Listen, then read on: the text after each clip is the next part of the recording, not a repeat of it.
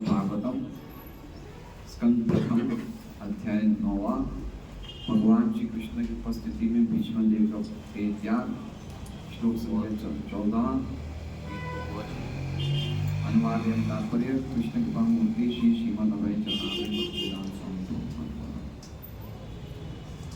सर्वं कालकृतं मन्ये भवतां च यदप्रियं सपालो यद्वशे लोको वायोरिव गनावलिः। सर्वं ये सब कालकृतम अटल काल द्वारा किया गया मन्ये मैं सोचता हूँ भवतां च तुम्हारे लिए भी यत् जो भी अप्रिय सपाल शासकों सहित यद वशे उस काल के वशीभूत लोक प्रत्येक लोक में सभी मनुष्य वायु ले जाती है इव सदृश घनावली बादलों का समूह। अनुवाद। मेरे विचार से ये सब प्रबल काल के कारण हुआ है, जिसके वशीभूत होकर हर व्यक्ति लोकांतर में भटकता है। जिस प्रकार वायु द्वारा बादल इधर से उधर ले जाए जाते हैं। ओम अज्ञानतिमिरान्धस्य ज्ञानाञ्जनशलाकया चक्षुरुन्मीलितं येन तस्मै श्रीगुरुवे नमः। नाम श्रेष्ठमनुपवेशति उत्तमत्वस्वरूपं रूपं तस्यागतं पूजनातुं कोष्ठवादिं राधा कुण्डं गिरिवरं प्रभोराधिका माधवासां प्राप्तो यस्य पतितोपया श्रीगुरुं वन्देऽहं श्रीगुरो श्रीपदकमलं श्रीगुरुवैष्णवांश्च श्रीरूपं गुरुनाथं साद्वैतं सावधूतं परिवृतं श्रीराधा गुरु वैष्णव भगवान के लिए स्मरण है। सब विघ्न विनाशक सब निजवांछित पूर्ण। हरे कृष्णा कृष्णा कृष्णा हरे हरे हरे राम राम राम हरे हरे। तो कल हमने देखा कि किस प्रकार भीष्म देव कुंती महारानी पे जो कष्ट आए उनकी थोड़ी सी स्मरण कर रहे हैं, और कष्ट आने का कारण क्या है, हमारे फिर कष्ट क्यों आते हैं, उसका जवाब भीष्म देव इस श्लोक में दे रहे हैं। सर्वम कालकृतं मन्ये। सर्वम मतलब ये सब कुछ, कालकृतं मतलब काल के द्वारा किया गया, मन्ये मतलब मैं मानता हूँ, ये मेरा ओपिनियन है, ऐसा कह रहे हैं। शास्त्रों का ओपिनियन होता है, अलग होता है, लेकिन भीष्म देव चला के बोल रहे हैं ये मैं ऐसा मैं मानता हूँ, ये मेरा ओपिनियन है। ये सब कुछ काल के द्वारा किया जाता है।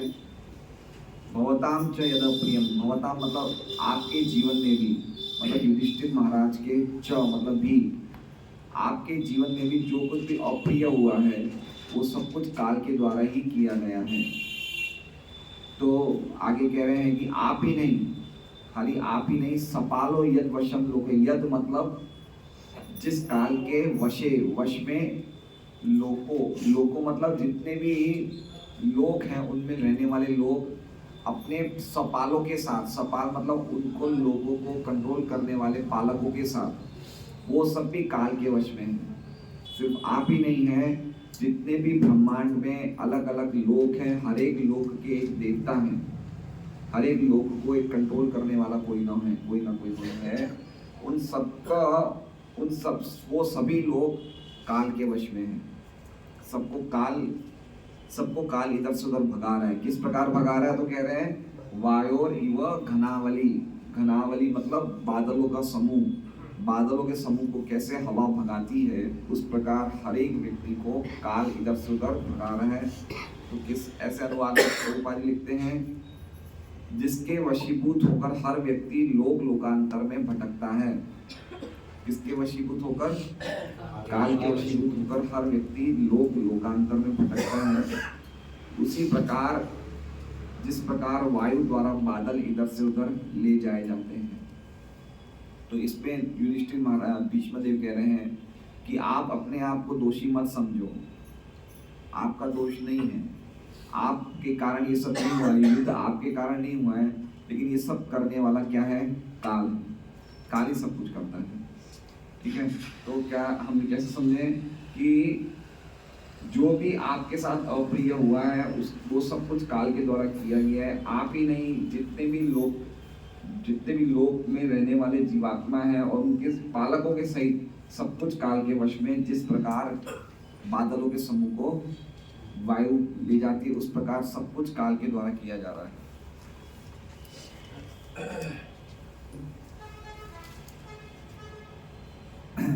अब देखिए विश्वनाथ चक्रवर्ती ठाकुर क्या लिख रहे हैं टीका में, हमारे दुख का कारण क्या है? हमारे दुख का कारण क्या है? तो वो कह रहे हैं कि कर्म हमारे दुख का कारण नहीं है। क्या कह रहे हैं? कर्म हमारे दुख का कारण नहीं है, क्योंकि बीच में ऐसा बोल रहे हैं कि मैंने ऐसा नहीं देखा है कि कोई भी वर्तमान या कोई पुराना कर्म युधिष्ठिर का ऐसा है जिसके कारण उसको दुख आए हैं। समझ रहे बात को? युधिष्ठिर साक्षात धर्म है। ठीक है, तो जिस व्यक्ति ने पूरे जीवन में झूठ ही नहीं बोली है, वो व्यक्ति गलत काम कैसे कर सकता है? एक सबसे कॉमन चीज है, हर व्यक्ति चलते चलते झूठ बोलता है। झूठ बोलना इतना कॉमन है कि कोई भी इससे बचा नहीं है। तो जो व्यक्ति ने अपने जीवन में झूठ ही नहीं बोली, वो गलत काम कैसे कर सकता है? तो युधिष्ठिर महाराज के लिए भीष्म कह रहे हैं कि मैं नहीं देख पा रहा हूँ कि इस जन्म में या पिछले जन्म में आपने कोई गलत काम किया है जिसके कारण आप पे दुख आए हैं, ये मैं देख नहीं पा रहा हूँ, है ना। जब भी कोई पुण्यशाली व्यक्ति या कोई अच्छा व्यक्ति या कोई भक्त जिसके जीवन में दुख आता है, तो सबसे पहले वो ये देखता है कि मैंने कभी कुछ गलत किया था क्या ना। वो उसको पहले याद आ जाता है। जब भी कोई साधु या कोई भक्त से कोई गलत काम हो जाता है, उसको तुरंत ये स्मृति हो जाती है कि मेरे से कुछ गलत काम हुआ है या मैंने पिछले जन्म में कुछ या पुराना कुछ किया है गलत, तो ये सब मेरे से मेरे पे आ रहा है ये सब। जैसे परीक्षित महाराज ने जब वो क्या कहते हैं, मरा हुआ सांप टांग दिया था शमीक ऋषि पे, तो टांगने के बाद तुरंत जब वो महल में आते तो उनको आभास हो गया कि मैंने गलत काम किया है ना। इसलिए भक्तों को जीवन में ये बात की पूरी तरह से अनुभूति होनी चाहिए कि अगर उनके साथ कोई जीवन में गलत काम हुआ तो जरूर उन्होंने कुछ ना कुछ गलत किया होगा। तो युधिष्ठिर अपने आप को दोषी समझ रहे थे, तो भीष्म उन्हें कहना चाहते हैं, ऐसा विश्वनाथ चक्रवर्ती अपनी टीका में लिखते हैं कि भीष्म ऐसा कहना चाहते हैं कि तुम अपने आप को दोषी मत समझो, तुम्हारे कारण नहीं हुआ है, क्योंकि मैं तुम्हारे पूर्व जीवन में या इस जीवन में मैं नहीं देख पा रहा हूँ कि तुमने कोई गलत काम किया होगा। तो आगे विश्वनाथ चक्रवर्ती ठाकुर कहते हैं कि लेकिन काल तो एक सहकारी करता है हमारे सुख और दुख के, जो हमें प्रारब्ध कर्म से मिलते हैं। तो जब आप कह रहे हो कि काल ही कर्म है, काल ही सब कारण है, तो काल हमारे एक तरह से हमारा सहयोग कर रहा है। आप ऐसा क्यों नहीं कह रहे कि हमारे जो कष्ट आए हैं हमारे प्रारब्ध कर्म से ही आए हैं, जो हमने कोई पापों से हमारे प्रारब्ध कर्म से कष्ट आए हैं। युधिष्ठिर क्या बोल रहे हैं यहाँ पे भीष्म को कि आप कह रहे हो सब कुछ काल के द्वारा किया गया है, लेकिन जरूर कोई व्यक्ति कुछ गलत नहीं करेगा तो काल उसके द्वारा क्यों कुछ करवाएगा? आप समझ रहे हैं बात को? जैसे मान लीजिए कि अभी हमारे भक्त की शादी है, 14 तारीख को गौरांग सखा की शादी, तो 14 तारीख को गौरांग सखा की शादी है, तो ये विवाह का कारण क्या है? विवाह का कारण क्या है?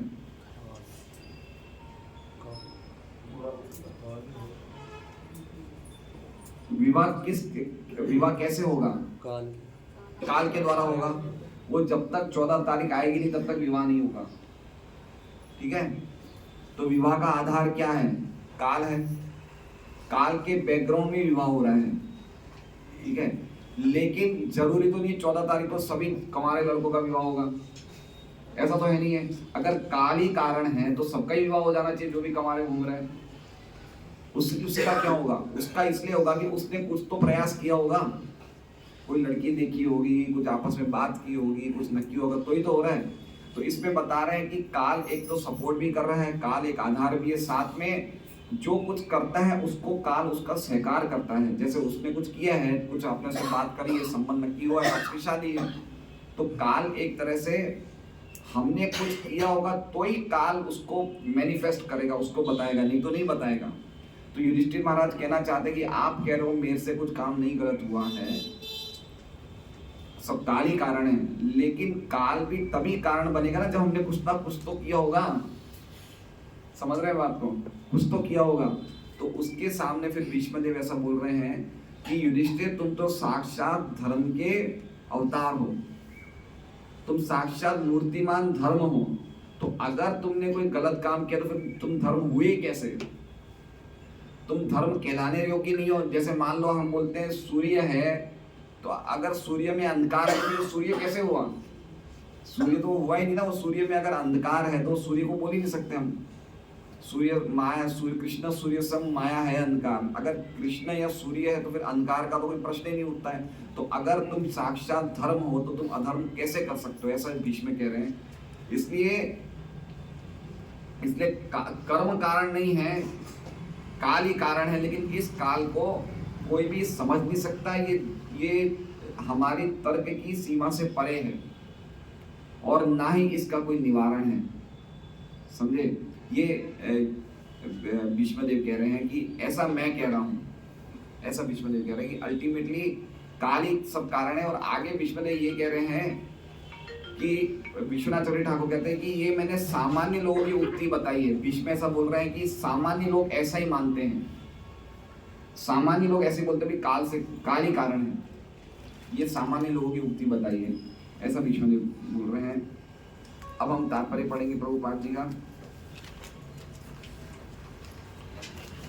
इस ब्रह्मांड के अंदर संपूर्ण अंतरिक्ष में काल का नियंत्रण उसी प्रकार है जिस प्रकार लोगों में उसका नियंत्रण है।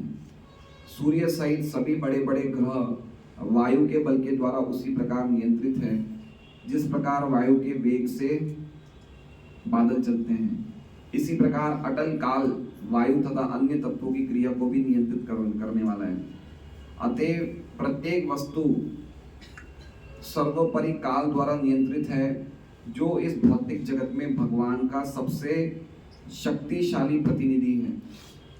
एक जो प्रभुपाद जी बोलते हैं, इंग्लिश में लिखा है फोर्सफुल रिप्रेजेंटेटिव। फोर्सफुल, तो फोर्सफुल का प्रॉपर शब्द शक्तिशाली नहीं है, अनुवाद में शक्तिशाली लिखा नहीं। फोर्सफुल मतलब आप समझ रहे हैं, फोर्सफुल मतलब काल हमें फोर्स कर रहा है।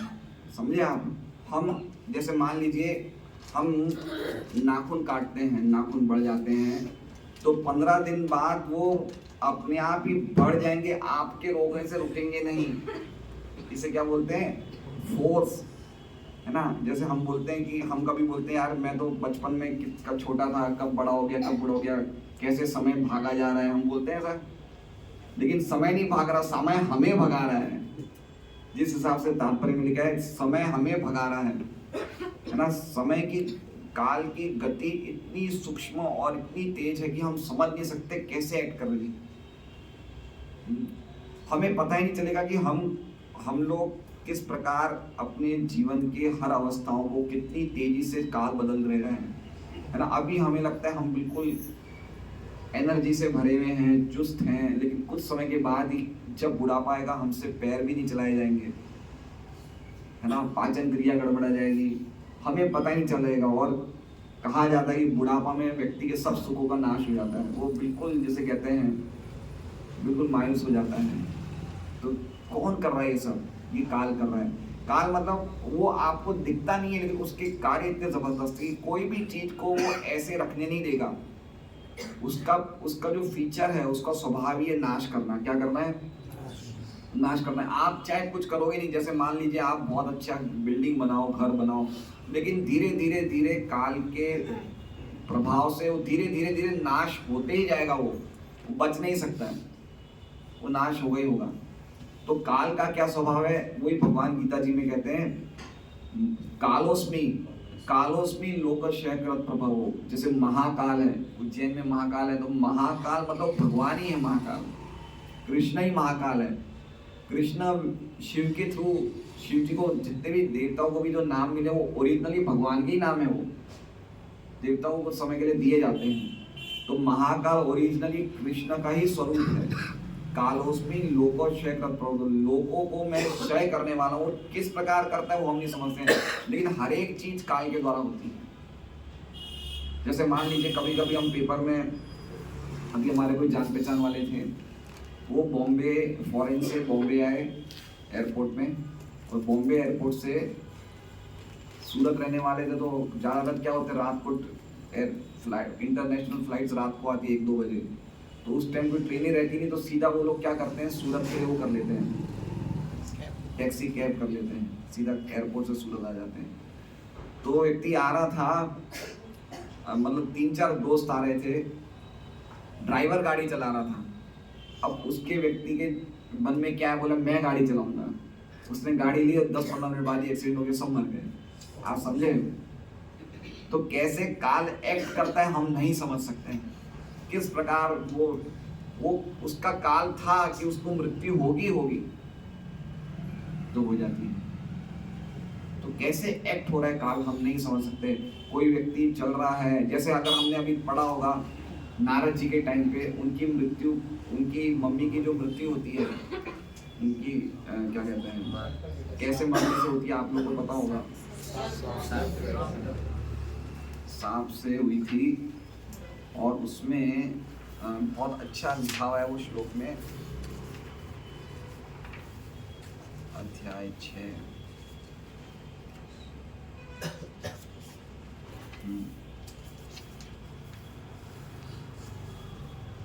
एकदा निर्गता गेहा दुहंती निशिकाम पथि, याद है श्लोक, सर्पोदशत पदास्पृष्ट कृपणाम काल चोदितम।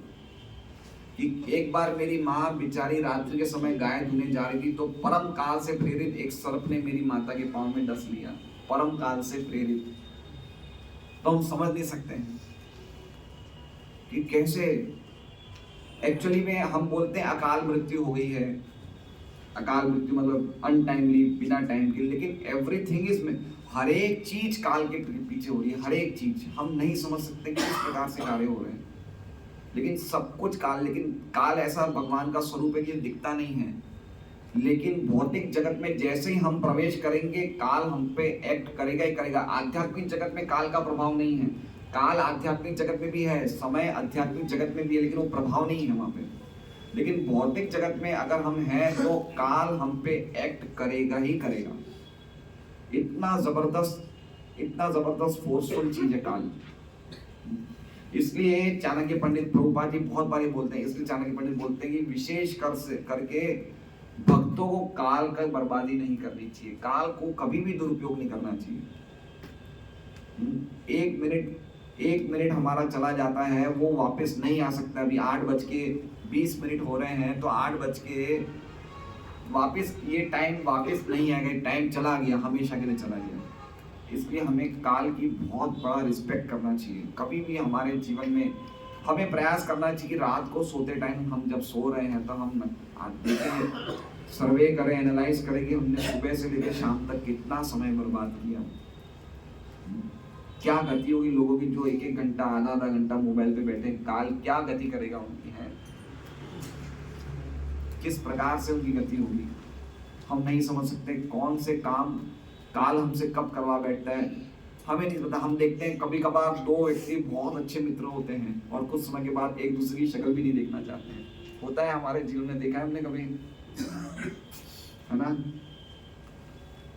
कैसे हो गया? ग्रहों के प्रभाव से। लेकिन ग्रह भी किसके ऊपर चल रहे हैं? सब काल चक्र पे चल रहे हैं। अभी हमें पता, हमारे जान पहचान में एक लड़के लड़की थे, वो बहुत प्रेम करते थे आपस में। उनके माँ बाप की इच्छा नहीं थी कि वो आपस में शादी करें, क्योंकि अलग अलग जाति के थे, लेकिन इतना ज़्यादा प्रेम करते थे कि 7 साल तक उनका प्रेम कहानी चलती रही। और फिर उसके बाद मजबूर होके उनके माता पिता ने उनकी शादी करवा दी और शादी के 3 महीने बाद ही शादी टूट गई। क्यों? क्योंकि उन दोनों में नहीं बनी। शादी के 7 साल तक आपस में रोज मिलते थे, लेकिन 3 महीने बाद ही। तो किस प्रकार ग्रह कार्य करते हैं, किस प्रकार काल एक्ट कर रहा है, हमें नहीं पता है, हम देखने की हमारी शक्ति नहीं है। इसलिए भीष्म देव कह रहे हैं कि तुमने तो कोई गलत काम कर ही नहीं सकते हो, तुम अपने आप को दोषी क्यों समझ रहे हो?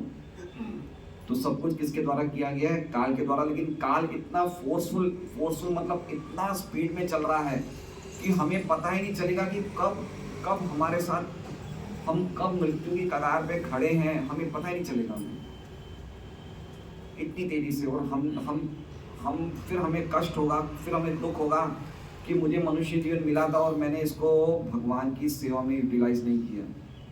क्योंकि जितना टाइम जितने काल हम भगवान की सेवा में लगा देते, तो वो काल अपना प्रभाव उस टाइम तक नहीं बता पाता है। ये भागवतम का श्लोक है। आयुर्हरति वैपुंसाम उद्यन अस्तम च यन्नसो तस्यर्थे यत् क्षणो नीत उत्तम श्लोक वार्तया। आयुर्हरति वैपुंसाम उद्यन अस्तम च यन्नसो, कि उगता हुआ सूर्य और अस्त होता हुआ सूर्य सबकी आयु को हर रहा है, लेकिन आयुर्हरति यत् पुंसाम उद्यन अस्तम यत् क्षणो उत्तम श्लोके, जो क्षण हमने उत्तम श्लोक की वार्ता में लगा दिया, मतलब भगवान की वार्ता में लगा दिया, तो वो क्षण काल नहीं छीन सकता हमारा।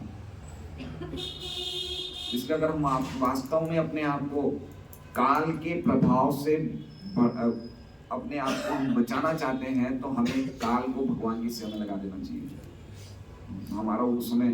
क्योंकि काल भी भगवान के अधीन है, काल भी भगवान के अधीन है। तो ये हमें प्रभुपाद जी तात्पर्य में कह रहे हैं कि फोर्सफुल का मतलब बहुत जबरदस्त फोर्सफुल। इसमें लिखा हुआ है शक्तिशाली को हम बहुत वो बोल सकते हैं शक्ति वाला, लेकिन फोर्सफुल का एग्जैक्ट हिंदी ट्रांसलेशन शक्तिशाली नहीं होगा। फोर्सफुल मतलब फोर्स कर रहा है, आपको बाध्य कर रहा है, कुछ चीज करने के लिए आपको जबरदस्त दबाव डाल रहा है। इस पे शक्तिशाली लिखा है, तो शक्तिशाली में डिफरेंस है। मैंने इंग्लिश में पढ़ा था, उसमें फोर्सफुल लिखा है, फोर्सफुल रिप्रेजेंटेटिव भगवान का शक्तिशाली वो है। और बहुत जगह अभी आप पढ़ेंगे भागवत में, बहुत जगह जैसे 8वें स्कंद में देवता बहुत बुरी तरह हारते हैं असुरों से, तो बृहस्पति जी से पूछते हैं इंद्र कि हमारी हार क्या है? बोले अभी काल उनके पक्ष में है। बोले अभी तुम नहीं जीत पाओगे, अभी काल उनके फेवर में है, तुम कुछ समय के लिए छुप जाओ। फिर वो कुछ समय के लिए अदृश्य होगा, छुप जाते हैं। तो काल इतना मजबूत है, हम काल से जीत नहीं सकते हैं। बहुत इंपॉर्टेंट बात समझनी चाहिए भक्तों को ये, कि हम लोग बहुत तुच्छ हैं, हम लोग बहुत ज्यादा तुच्छ हैं, हम बिल्कुल कुछ भी करने जैसे नहीं है। अतः युधिष्ठिर को इस काल की अकल्पनीय क्रिया से दुखी नहीं होना चाहिए। अतः युधिष्ठिर को इस काल की अकल्पनीय क्रिया से दुखी नहीं होना चाहिए। दुखी नहीं होना चाहिए का अर्थ यह है कि अगर हम जीवन में कोई भी प्रकार का शोक करते हैं, दुख करते हैं, क्षुब्ध होते हैं, तो उतने समय की हमारी भक्ति खराब हो जाती है। इसलिए भक्तों को पर्टिकुलरली भक्तों को जीवन में शोक नहीं करना चाहिए। शोक मतलब समझ रहे हैं? शोक करना मतलब भक्ति पे बहुत बड़ा प्रभाव पड़ता है, हमारी भक्ति ढंग से नहीं हो पाती है। इसलिए भक्तों का जीवन में क्या होना चाहिए, जैसा मैंने कल बताया, उनको चलते रहना चाहिए। कुछ ऐसी घटनाएं आएगी जिसमें हमें लगेगा कि हमें बहुत दुख हो रहा है, लेकिन उन घटनाओं से चिपकना नहीं चाहिए, भक्ति में निरंतर प्रगति करते रहना चाहिए। तो कभी कभी ऐसी घटनाएं हमारे जीवन में घटित हो सकती है, काल द्वारा प्रेरित हो सकती है, जो हम सोच भी नहीं सकते, हमने कल्पना भी नहीं करी होगी। अकल्पनीय, क्या लिखा हुआ है इसमें? अकल्पनीय क्रिया। अकल्पनीय मतलब हमारे इमेजिनेशन से बाहर की बात है। तो हमें शुद्ध नहीं होना चाहिए, हमें एजिटेट नहीं होना चाहिए। हमारी भक्ति की ड्यूटीज को रेगुलर हमें कल्टीवेट करते रहना चाहिए, तो चीज हम पे प्रभाव नहीं करेगी। मनुष्य जब तक इस भौतिक संसार की स्थितियों में रहता है, तब तक वो काल की क्रिया प्रतिक्रियाओं को सहन करने हेतु मजबूर है। युधिष्ठिर को ये नहीं सोचना चाहिए कि उन्होंने पिछले जन्म में पाप किया था, जिसका परिणाम उन्हें भोगना पड़ रहा है। अब ये बात विश्वनाथ चक्रवर्ती ठाकुर बात की लिख रहे हैं प्रभुपाद जी। बड़े से बड़े पुण्यात्मा को भी भौतिक प्रकृति की दशाओं को भोगना पड़ता है। बड़े से बड़े पुण्यात्मा मतलब कोई व्यक्ति पुण्य इसलिए कर रहा है कि भाई मेरे जीवन में मेरे कोई मुझे पाप कर्म का फल नहीं भोगना पड़े, तो वो पॉसिबल नहीं है, वो पॉसिबल नहीं है। क्योंकि हमें पता नहीं हम कितने जन्मों से घूम रहे हैं, हम उस चीज को नहीं देख सकते कि हमने किस जन्म में कौन सा पाप किया होगा। लेकिन ये बात निश्चित है कि कोई ना कोई पाप करने के कारण ही, गलत काम करने के कारण ही काल हम पे एक्ट करता है, लेकिन अब हमने कब किया हमें नहीं पता है। तो उस चीज के लिए शोक करने का कोई मतलब नहीं है ना। जैसे धृतराष्ट्र के जो 100 बच्चे मारे गए, 51 जन्मों पहले उन्होंने 100 चिड़ियों का शिकार किया था, 51 जन्म पहले। वो भी उन्हें नहीं पता था, उनको बाद में बताया गया। तो हम नहीं समझ सकते हमने किस जन्म में क्या किया है। तो हमें ये नहीं समझना चाहिए कि मैं पुण्य कर रहा हूं तो मुझे पाप का फल नहीं मिलेगा, लेकिन फिर भी मिलेगा। अब भागवतम में नृग महाराज की कथा है, उन्होंने इतनी गायों का दान दिया था, इतने बड़े दानी थे, इतने बड़े दानी थे कि उनके जीवन में खाली पुण्यों की लिस्ट थी। उन्होंने कोई गलत काम किया ही नहीं था, लेकिन एक बार उनसे गलती ये हो गई कि किसी और ब्राह्मण की गाय उसने किसी और ब्राह्मण को दे दी। उसने वो जानबूझ के नहीं किया, गलती से ब्राह्मण की गाय उनके गौशाला में घुस जाती है और फिर वो दूसरे ब्राह्मण को वो गाय दे देते हैं और उसके लिए छिपकली बन गए, है ना। तो हम समझ सकते हैं कि हमें नहीं पता कैसे कोई कार्य करेगा, किस प्रकार कोई भगवान कैसी स्थिति को बना देंगे, हम बिल्कुल कंप्लीटली हेल्पलेस हैं। जैसे भरत महाराज है, भाव की स्थिति में पहुंच गए थे। कौन सी स्थिति में थे? भाव की स्थिति में थे, और भगवान का नाम लेते हुए आंखों में से आंसू आते थे, बताइए। लेकिन उसके बाद भी वो हिरणी से अटैच हो गए। तो हमें नहीं पता, हम लोग इतने ज्यादा, इसलिए एट एवरी स्टेप हमें प्रे करना चाहिए कि हम भक्ति से गिर नहीं जाएं। कुछ भी करवा सकती है, कुछ भी हो सकता है, हमें नहीं पता क्या हो सकता है। इसलिए प्रभुपाद जी को एक बार उनके शिष्य ने पूछा कि आप प्रार्थना, प्रभुपाद जी ऐसे हाथ खड़े भगवान के सामने खड़े थे, उनके शिष्य ने पूछा आप क्या प्रार्थना कर रहे हो? तो प्रभुपाद जी बोले मैं ये प्रार्थना करूँगी माया मुझे गिरा नहीं दे। प्रभुपाद जी के साथ ऐसा होना नहीं है, क्योंकि वो महाभागवत हैं, वो नित्य सिद्ध भक्त हैं, उनको माया अटैक नहीं कर सकती है। लेकिन उनके एग्जाम्पल से प्रभुपाद हमें बताना चाहते हैं कि हमें हमेशा प्रार्थना करता रहना चाहिए कि हम कहीं भक्ति से च्युत ना हो जाए। लेकिन पुण्यात्मा श्री भगवान के प्रति श्रद्धावान होता है, क्योंकि वो प्रामाणिक ब्राह्मण तथा धर्मात्मा वैष्णव द्वारा निर्देशित होता है। देखिए अब इसमें क्या लिखा है कि पुण्यात्मा के जीवन में जब भी दुख आते हैं ना, तो वो मतलब वो उसकी भगवान में श्रद्धा कम नहीं हो जाती है। क्यों नहीं हो जाती है? क्योंकि रेगुलर सत्संग में आता है, वो रेगुलर ग्रंथ पढ़ रहा है, भक्ति की क्रियाएं कर रहा है, इसलिए उसकी श्रद्धा भगवान में कम नहीं होती। उसको पता चलता है कि भाई भगवान की कृपा है मेरे पे। लेकिन अगर कोई व्यक्ति पुण्यात्मा नहीं होगा ना, वो तुरंत भगवान को, उसने जो भी वो भगवान की पूजा आराधना कर रहा है सब करना बंद कर देगा। मुझे बहुत साल पहले याद है, गुजरात मित्र के एडिटर थे चंद्रकांत भाई पुरोहित, अब तो शायद नहीं रहे होंगे। तो मैं उनको, कोई चीफ गेस्ट बने थे, तो मैं उनको घर से लेके जा रहा था, बहुत 15-20 साल पुरानी बात है। तो मैं ऐसे ही हरे कृष्णा, मतलब कुछ भगवान की बात चल रही थी, तो मैंने बोला कि काका आप भी? बोले मैंने भगवान को मानना बंद कर दिया है। मैंने बोला क्यों? बोले मेरी वाइफ जवानी में डेथ हो गई। बोले ऐसा क्यों हुआ मेरी वाइफ के साथ? तब मैं भगवान को नहीं मानता हूँ। तो आप समझ रहे हैं, इसलिए हमारा डेली आध्यात्मिक ग्रंथों का डिस्कशन सुनना, ये सब चालू रहना चाहिए, नहीं तो हमारी श्रद्धा का लेवल जो है बहुत कम हो सकता है। इसलिए इसमें लिखा है जो पुण्यात्मा है उन पे अगर उन पे कुछ कष्ट आते हैं तो भगवान के प्रति वो श्रद्धावान होते हैं, क्योंकि उनको मार्गदर्शन मिल रहा है किनके द्वारा? वैष्णव के द्वारा, ब्राह्मणों के द्वारा मार्गदर्शन मिल रहा है कि जो कुछ भी हो रहा है ये हमारी करनी के कारण हो रहा है, भगवान के कारण नहीं हो रहा है ना। कल हमने जो श्लोक लिया था, तत्ते अनुकंपा सुसमीक्षमा गुंजान एवात्मा हितम विभावन, कि हम भगवान की कृपा मानते हैं भक्त लोग। इसे कैसे समझा जाए? जैसे मान लीजिए कि हमारे घर में कोई बच्चा बीमार है, ठीक है, और हमें बड़ा दुख होता है कि भाई ऐसा बच्चा है, बीमार है। लेकिन हमें ये सोचना चाहिए कि मान लो उसकी ऐसी स्थिति होती कि वो पलंग पे ही मलमूत्र त्याग था, उससे तो अच्छा है कम से कम इतना तो कर रहा है खुद। समझ रहे हैं बात को? तो ऐसे हमें पॉजिटिव सोचना चाहिए कि जो कुछ भी हमारे जीवन में आ रहा है भगवान की बहुत बड़ी कृपा है।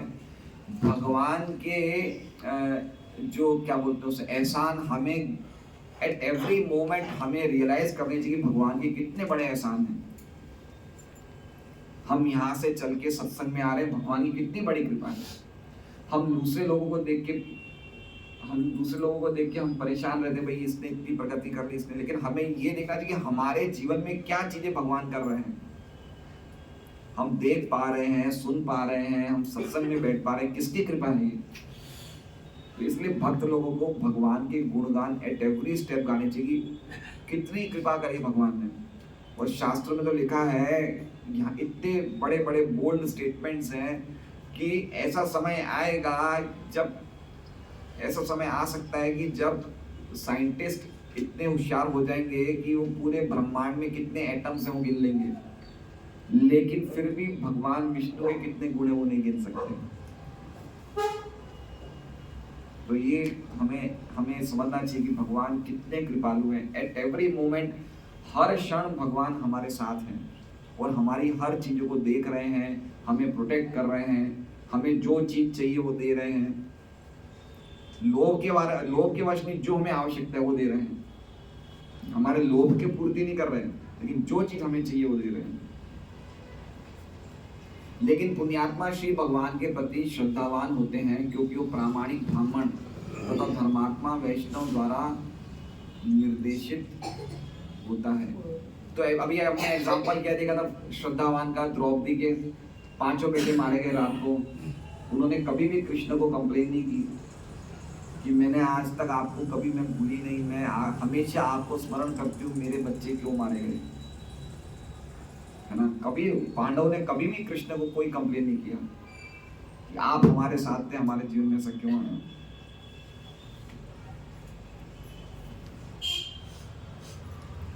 इन 3 पथ प्रदर्शक सिद्धांतों को ही जीवन का लक्ष्य बनाना चाहिए। पथ प्रदर्शक सिद्धांत मतलब जो हमने पढ़े थे, विप्र, धर्म और भगवान, है ना। हमने एक श्लोक पहले पढ़ा था ना, वैष्णव, धर्म और भगवान के मार्ग पे हमेशा हमें चलते रहना चाहिए। मनुष्य को शाश्वत काल की चालों से विचलित नहीं होना चाहिए। अब देखिए क्या चीज लिख रहे हैं प्रभुपाद जी, क्या लिख रहे हैं? मनुष्य को शाश्वत काल की चालों से। अभी चाल का अर्थ क्या होता है? जैसे हम बोलते ना, तो इसके चक्कर में मत आने, चाल खेल रहे थे, ठीक है। प्रभुपाद जी तात्पर्य करते हैं कि काल की चालों से विचलित नहीं होना चाहिए। इसका मतलब क्या है? काल भी चाल खेलता है क्या? बहुत डीप स्टेटमेंट है। मनुष्य को काल की चालों से विचलित नहीं होना चाहिए, शाश्वत काल की चालों से विचलित नहीं होना चाहिए। एक ही लाइन लिख दी प्रभुपाद जी ने, इसका कनेक्शन दूसरी लाइनों से नहीं है। जो मुसीबतें हमेशा से चली आ रही होंगी शाश्वत से।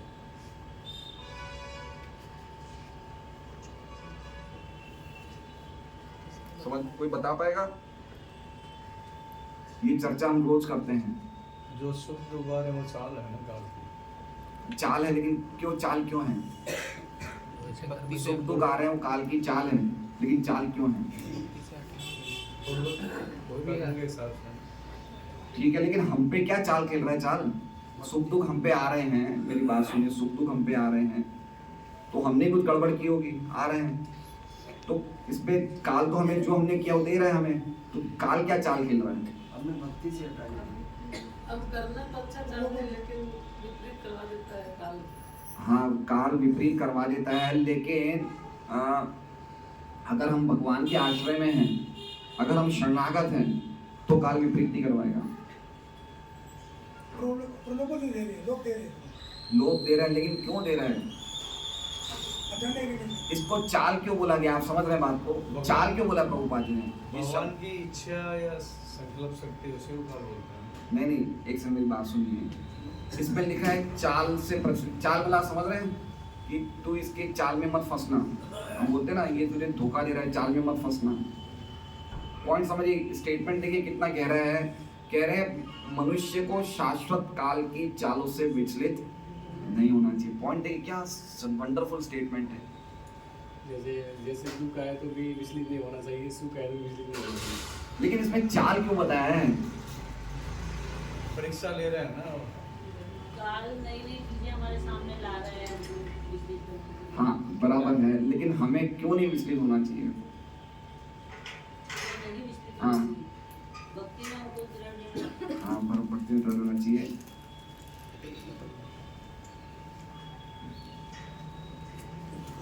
मैं बताता हूँ, काल की चालों से विचलित होना चाहिए मतलब कि वस्तुतः हमारा इस भौतिक जगत से कोई संबंध है ही नहीं। हम आत्मा हैं और आत्मा होने के कारण हमारा कोई भी चीज से कोई कनेक्शन है ही नहीं। आप समझ रहे हैं? ये मेरी पत्नी पे दुख आया है, मेरे बच्चों पे दुख आया है, ये मेरा दुश्मन है, ये मेरा, ये सब चाल ही तो है हमें फंसाने की। हमारा तो इनसे कोई संबंध है ही नहीं।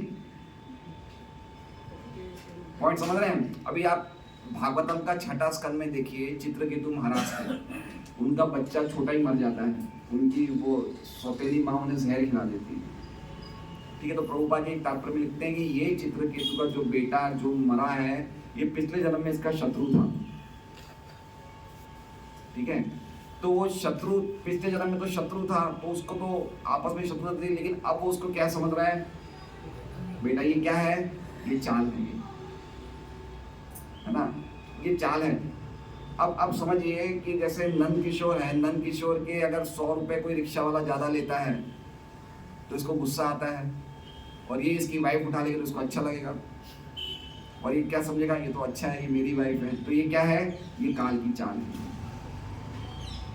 है। हम आत्मा, हमारा ना तो हमारी वाइफ से संबंध है, ना रिक्शे वाले से संबंध है। हम बिल्कुल असंगो ही हम पुरुष, हमारा हम कोई भी चीज से लिप्त नहीं है, लेकिन काल की चालों की वजह से हम अपने आप को लिप्त समझते और हम सोचते हैं ये हम पे दुख आ रहा है, जबकि हमारे पे दुख नहीं आ रहा है। ये हम यही तो सोचते हैं हम पे दुख आ रहा है, ये हम पे सुख आ रहा है, लेकिन हम तो इन सब चीजों से अलिप्त है। इसलिए प्रभुपाद जी इनडायरेक्टली कहना चाहते हैं कि जब तक हम दृढ़ता से भक्ति नहीं करेंगे, हम ये काल की चालों को नहीं समझ पाएंगे।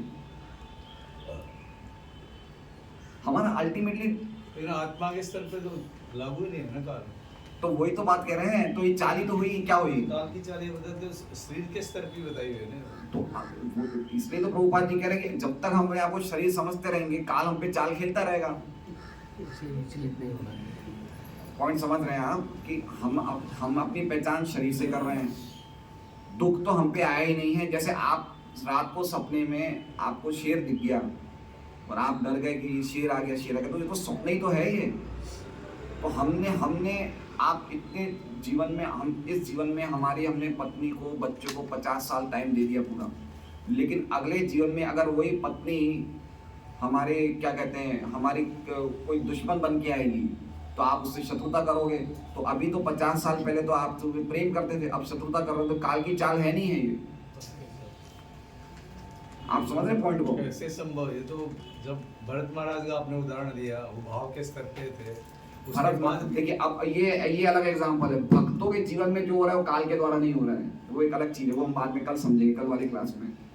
पॉइंट समझ रहे हैं? काल भक्तों पे एक्ट नहीं करता है, उन पे तो किया ना, उन पे भगवान एक्ट करते हैं, काल नहीं करता है। वो आपको उदाहरण समझाने के लिए, वो भगवान ने परीक्षित के द्वारा क्यों सांप टंगवाया, ये भरत महाराज को, भगवान तो सब कार्य काल के माध्यम से ही करता है। भक्तों के जीवन में भगवान डायरेक्ट एक्ट करते हैं। भक्तों के जीवन में Krishna is doing everything personally, वो व्यक्तिगत रूप से कर रहे हैं। युधिष्ठिर का भी मैं उदाहरण दिया कि आपके जीवन में ऐसा कोई कर्म नहीं है जिसके कारण, युधिष्ठिर का ये एग्जांपल ले लिया, उनके जीवन में जो भी होते कृष्णा कर रहे हैं, काल नहीं कर रहे हैं, ना ही कर्म कर रहे हैं ना काल कर रहे हैं। युधिष्ठिर का कार्य जीवन में जो भी होता है कृष्ण करवा रहे हैं। तो वो हम कल क्लास में लेंगे, लेकिन पॉइंट मेरा ये है कि चाल का मतलब हमें समझना चाहिए कि चाल का अर्थ है कि जब तक हम देहात्मक बुद्धि में बने रहेंगे, काल इसी प्रकार से चालें खेलता रहेगा और हम उसकी चंगुल में बने रहेंगे। पॉइंट ये है। यहाँ तक कि ब्रह्मांड के महान नियंता ब्रह्मा भी काल के वश में हैं। ब्रह्मा भी काल के वश में, अगर आप पढ़ेंगे 2nd या 3rd कैंटो तो उसमें देखते हैं कि ब्रह्मा जी जब जन्म लेते हैं तो ब्रह्मा जी भी डर जाते हैं। ब्रह्मा जी भी पूरी सृष्टि को देख के डर जाते हैं और वो कांपने लग जाते हैं, है ना। तो जब तक हम कृष्ण से अपने संबंध को बनाने का प्रयास नहीं करेंगे, हम हमेशा काल के वश में बने रहेंगे, हम बच नहीं सकते हैं। अतएव धार्मिक सिद्धांतों का वास्तविक पालक होने के बावजूद भी मनुष्य को काल द्वारा नियंत्रित होने के कारण शुद्ध नहीं होना चाहिए। शुद्ध मतलब अगर हम धर्म का पालन कर रहे हैं और हमारे जीवन में बहुत सारी कठिनाइयां आ रही है तो हमें हमेशा हंसते रहना चाहिए, उनको टॉलरेट करते रहना चाहिए और भक्ति में चालू रहते रहना चाहिए। धार्मिक सिद्धांतों का पालन कर रहे हैं, वही तीन बातें, धर्म, ब्राह्मण या वैष्णव या भगवान के हम आश्रय में हैं और उसके बावजूद अगर हमारे जीवन में इस प्रकार की घटनाएं हो रही हैं तो हमें शुद्ध नहीं होना चाहिए। शुद्ध होने से हमारी भक्ति वो हो जाती है, स्टॉप हो जाती है। हरे कृष्णा। बहुत जबरदस्त आज काल का, देखिए काल के बारे में बहुत जगह प्रभुपाद जी लिखते हैं और हम पढ़ेंगे तो हमें बहुत अच्छा लगेगा कि किस प्रकार मतलब हम लोग एक एक चीज को समझें, काल क्या है, काल की गणना किस प्रकार है, कैसे काल एक्ट करता है, बहुत सब कुछ भागवतम में लिखा हुआ है। हरे कृष्णा। कोई प्रश्न है तो पूछ सकते हैं।